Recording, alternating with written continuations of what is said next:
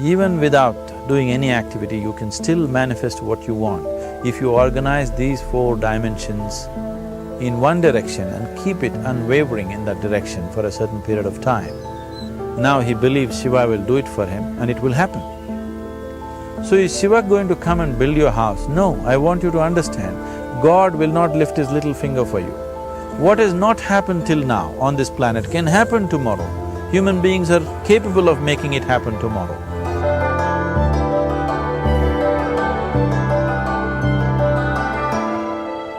Everything we as human beings have created on this planet was essentially first created in our minds. All that you see, which is human work on this planet, first found expression in the mind, then it got manifested in the outside world. The wonderful things that we have done on this planet and the horrible things that we have done on this planet, both have come from the human mind. So if we are concerned as to what we create in this world, it's extremely important that first of all we learn to create the right things in our mind, how we keep our minds. If we do not have the power to keep our minds the way we want it, what we create in the world is also going to be very accidental and haphazard. So learning to create our minds the way we want is the basis of creating the world the way we want. There is a wonderful story in the yogic lore. On a certain day, a man took a walk. He went for a long walk. Accidentally, unawares, he walked into paradise. Fortunate, isn't he? He just took a walk and he landed up in paradise. After this long walk, he felt little tired. So he thought, oh, I'm tired, I wish I could rest somewhere. He looked around, there was a nice tree, underneath which there was very cushiony grass. So it was inviting. He went and put his head down there and slept. After a few hours he woke up, well rested, and he thought, oh, I'm well rested, but I'm feeling hungry, I wish I had something to eat. And he thought about all the nice things that he ever wanted to eat in his life. And instantly, all those things appeared in front of him. You need to understand, there the service is like that. Hungry people don't ask questions. Food came and he ate. Stomach became full. Then he thought, oh, my stomach is full, I wish I had something to drink. All the nice things that he ever wanted to drink, he thought about it and all of them just appeared in front of him. Drinking people also don't ask questions, so he drank.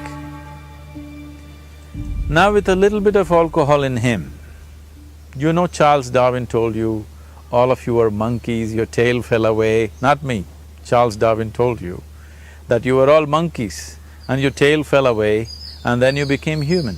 Yes, definitely the tail fell away. But the monkey, in yoga, we always refer to an unestablished mind as markata, which means a monkey. Why we are referring to the mind as a monkey is, what are the qualities of a monkey? One thing about a monkey is, it's unnecessary movement. And another thing about the monkey is, if I say you're monkeying somebody, what does it mean? Imitation. Monkey and imitation have become synonymous. So these two essential qualities of a monkey are very much the qualities of an unestablished mind. Unnecessary movement, you don't have to learn it from the monkey, you can teach it to the monkey. And imitation is full-time job of the mind. So when these two qualities are on, a mind is referred to as a monkey. So this monkey became active within him. He just looked around, thought, what the hell is happening here? I asked for food, food came. I asked for drink, drink came. There must be ghosts around here. and ghosts came. Oh, the ghosts have come, they're going to surround me and torture me, he thought.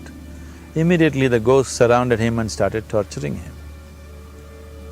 Then he started screaming in pain and said, oh, they're going to kill me, and he died. Just now he said he's a fortunate being. The problem is he was sitting under a kalpavriksha or a wishing tree. He asked for food, food came, he asked for drink, drink came, he asked for ghost, ghost came, he asked for torture, torture came, he asked for death, death happened. Now don't go looking for these kalpavrukshas in the forest. You can barely find a tree these days. A well-established mind, a mind which is in a state of samyukti, is referred to as a kalpavriksha. If you organize your mind to a certain level of organization, it in turn organizes the whole system. Your body, your emotion, your energies, everything gets organized in that direction. Once all these four dimensions of you, your physical body, your mind, your emotion and the fundamental life energies are organized in one direction, once you're like this, anything that you wish happens without even lifting a little finger actually. It would help to assist it with activity, but even without doing any activity, you can still manifest what you want if you organize these four dimensions in one direction and keep it unwavering in that direction for a certain period of time. Right now the problem with your mind is, every moment it is changing its direction. It is like you want to travel somewhere and every 2 steps if you keep changing your direction, the question of you reaching the destination is very remote unless it happens by chance. So, organizing our minds and in turn organizing the whole system and these 4 basic dimensions of who you are right now in one direction, if you do this, you are a kalpavruksha yourself. Anything that you wish will happen. But right now, if you look at your lives, everything that you have wished for till now, if it happens, you have finished. Everything and everybody that you have desired for, if all of that lands up in your house today, could you live with that? Once we're empowered like this, it's very important that our physical action, emotional action, mental action and energy actions are controlled and properly directed. If it is not so, we become destructive, self-destructive. Right now, that is our problem. The technology, which is supposed to make our life beautiful and easy, has become the source of all the problem that we are destroying the very basis of our life, which is the planet. So what should have been a boon, we are making a curse out of it. What has brought incredible levels of comfort and convenience to us in the last 100 years or so has also become a threat to our life simply because we are not conscious action, we are in a compulsive state of action. So organizing our minds fundamentally means moving from a compulsive state of activity to a conscious state of activity.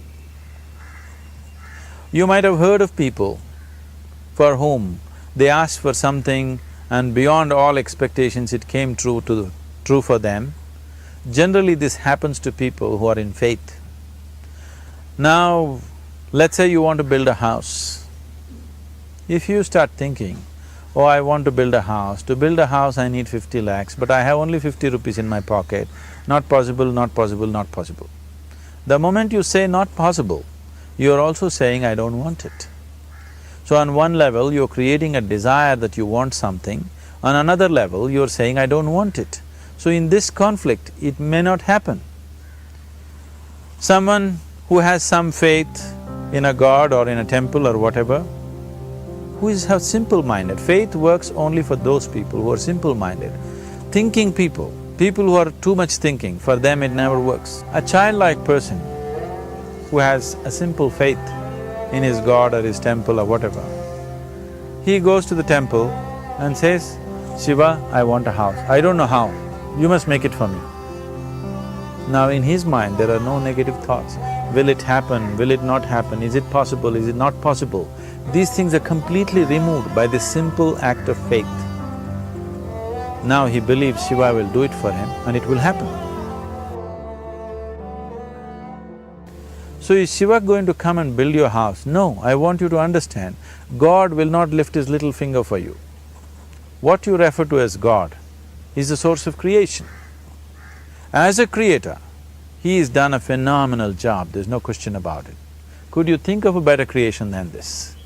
Is it in anybody's imagination to think anything better than what is there right now? So as a creator, he has done his job wonderfully well. But if you want life to happen the way you want it, because right now, the very crux of your happiness and your well-being is this, if at all if you're unhappy, the only and only reason why you're unhappy is life is not happening the way you think it should happen. That's all it is. So if life is not happening the way you think it should happen, you're unhappy. If life happens the way you think it should happen, you are happy. It's as simple as that. So if life has to happen the way you think it should happen, first of all, how you think, with how much focus you think, how much stability is there in your thought, and how much reverberance is there in the thought process will determine whether your thought will become a reality or is it just an empty thought. Or how you do not create any impediments for your thought by creating negative thought process. This possible is something possible or not possible, is destroying humanity. What is possible and not possible is not your business, it's nature's business. Your business is just to strive for what you want. Right now you're sitting here, if I ask you two simple questions, I want you to just look at this and answer this. Right now from where you're sitting, can you just fly off? You say no. Right now from where you're sitting, can you get up and walk? You'll say yes. What is the basis of this? Why you say no to flying and yes to walking? Because past experience of life, many times you've gotten up and walked, never did you fly off. Or in other words, you're using the past experience of life as a basis for deciding whether something is possible or not possible. Or in other words, you have decided that what has not happened till now cannot happen in your life in future. This is a disgrace to humanity and the human spirit. What has not happened till now on this planet can happen tomorrow. Human beings are capable of making it happen tomorrow. So what is possible and what is not possible is not your business. That is nature's business. Nature will decide that. You just see what is it that you really want and strive for that. And if your thought is created in a powerful way, without any negativity, without any negative thoughts bringing down the intensity of the thought process, the first and foremost thing is you must be clear what is it that you really want. If you do not know what you want, the question of creating it doesn't arise. If you look at what you really want, what every human being wants is, he wants to live joyfully, he wants to live peacefully. In terms of its relationships, he wants it to be loving and affectionate. Or in other words, all that any human being is seeking for is pleasantness within himself, pleasantness around him. This pleasantness, if it happens in our body, we call this health and pleasure. If it happens in our mind, we call this peace and joy. If it happens in our emotion, we call this love and compassion. If it happens in our energy, we call this blissfulness and ecstasy. This is all that a human being is looking for. Whether he is going to his office to work, he wants to make money, build a career, build a family, he sits in the bar, sits in the temple, he is still looking for the same thing. Pleasantness within, pleasantness around. If this is what we want to create, I think it's time we addressed it directly and commit ourselves to creating it.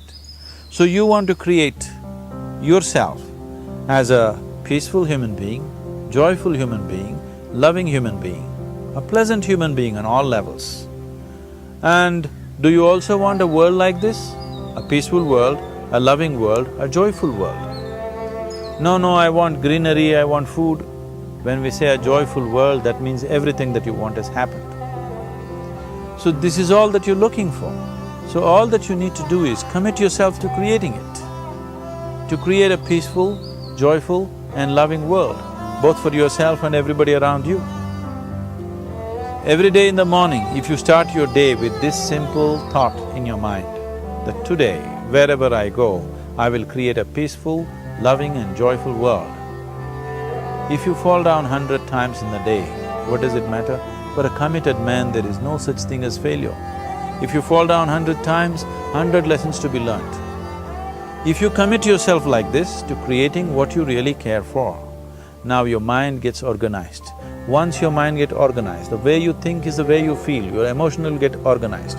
Once your thought and emotion is organized, your energies will get organized in the same direction. Once your thought, emotion and energies are organized, your very body will get organized. Once all these four are organized in one direction, your ability to create and manifest what you want is phenomenal. You are the creator in many ways. That which is the source of creation is functioning within you every moment of your life. It is just that, have you kept access to that dimension or not? Organizing the four basic elements of your life will give you that access. There are tools and technologies to do this. The whole science of yoga, the whole technology that we refer to as yoga is just about this, transforming yourself from being just a piece of creation to become a creator.